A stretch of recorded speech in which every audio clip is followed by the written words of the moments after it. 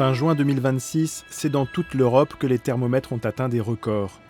La canicule qui a frappé le continent était la principale préoccupation durant toute une semaine, comme si le sujet était nouveau et que médias et décideurs étaient pris par surprise.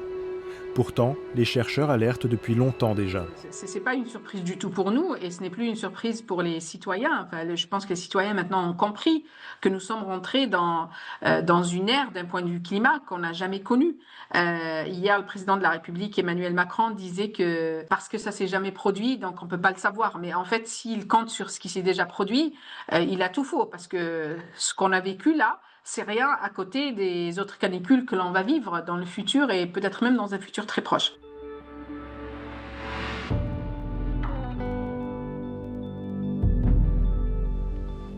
Depuis quelques années, les épisodes de chaleur en Europe sont de plus en plus intenses, plus longs, mais aussi beaucoup plus précoces. We're very confident that this is the effect of climate change. We've known for over 100 years that if we keep putting greenhouse gases into the atmosphere, that the planet is going to get warmer. And actually the science behind that is quite fundamental physics. And since then, there have been innumerable studies looking at what the effect of that global warming is going to be on the local weather that we actually experience day by day.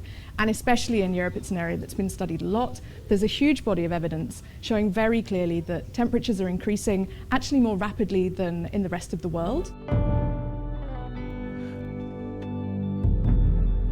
En effet, les chercheurs ont mesuré que depuis les années 80, l'Europe se réchauffe environ 2 fois plus vite que la moyenne de la planète. Et ce pour plusieurs raisons. L'Europe se situe dans la partie nord du globe et les climatologues constatent que le nord se réchauffe plus vite à cause de la fonte des neiges et des glaces plus présentes dans cet hémisphère. Moins les surfaces au sol sont blanches, moins elles renvoient la lumière du soleil et plus elles absorbent la chaleur. Et plus ça accélère encore la fonte des neiges, c'est un cercle vicieux.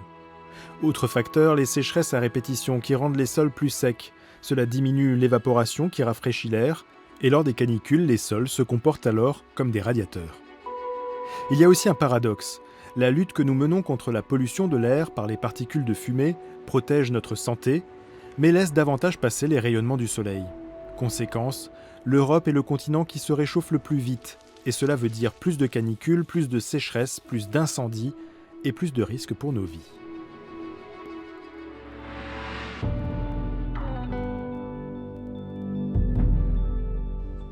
Ces risques aussi, les scientifiques les pointent déjà depuis bien longtemps. I wouldn't say it's depressing to be a climate scientist right now, it's frustrating.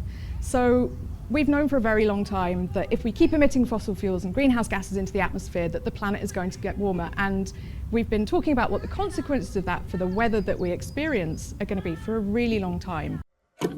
En 2024, l'Agence européenne de l'environnement tirait aussi la sonnette d'alarme dans un rapport recensant 36 risques liés au changement climatique et pour lesquels l'Europe n'est pas du tout prête. Les canicules ou stress thermique sont identifiés dans ce rapport comme un risque d'une gravité aujourd'hui critique qui s'avérera catastrophique d'ici le milieu du siècle et qui nécessite des mesures urgentes. I mean, one key risk for Europe is definitely increasing heat waves, which are damaging or threatening our health, which can be damaging to ecosystems. Often in Europe, they are combined with droughts. And this is a dangerous combination also for infrastructure, for water supply. Nous héritons d'infrastructures, donc de routes, de bâtiments, etc., qui n'ont pas du tout été construits pour les températures que nous vivons aujourd'hui. Et donc, du coup, en fait, il y a une surchauffe qui vient aussi de nos infrastructures. Le même rapport estime à plus de 60 000 les décès prématurés que l'on peut directement attribuer à la chaleur lors des canicules qui avaient déjà frappé l'Europe en 2022. Des morts qui auraient donc pu être évitées si les décideurs avaient anticipé les risques identifiés par les chercheurs. Ce qu'on appelle les morts de la canicule, il faudra appeler ça autrement. Ce sont des victimes du crime climatique commis par tous ceux qui, depuis 92, depuis l'adoption de la Convention internationale sur le climat, ont eu un pouvoir de décision à tous les niveaux de gouvernance. Enfin, c'est la somme de tout ça qui fait ces crimes-là climatiques. Les Européens ne sont pas égaux face aux canicules.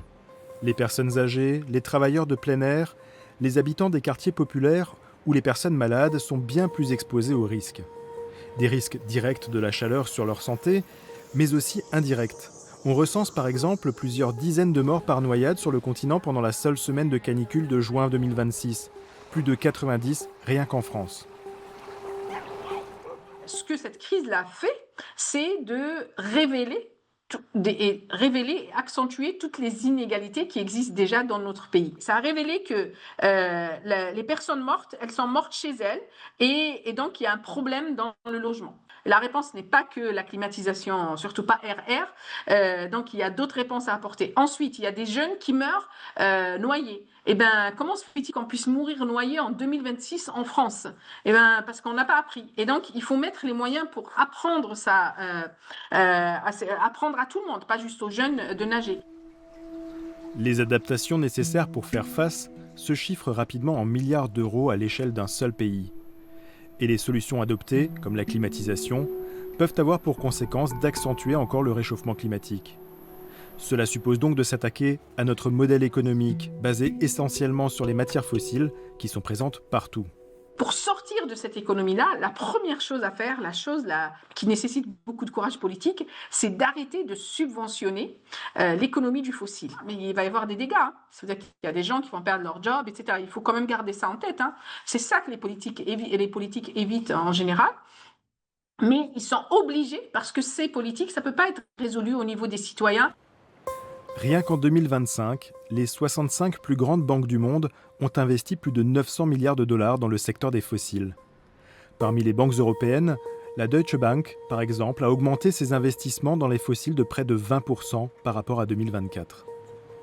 Le rôle du politique, c'est de protéger tous les citoyens. C'est ça que j'attends comme citoyenne et c'est pour ça que je parle d'une réappropriation de notre citoyenneté. Mais en fait, on n'est pas impuissant.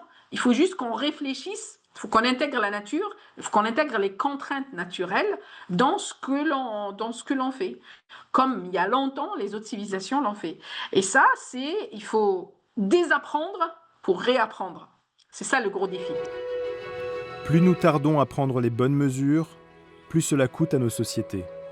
Selon des chercheurs de l'université de Mannheim, les événements climatiques de l'été 2025 avaient entraîné une perte économique de 43 milliards d'euros, un montant qui pourrait atteindre 126 milliards d'ici 2029.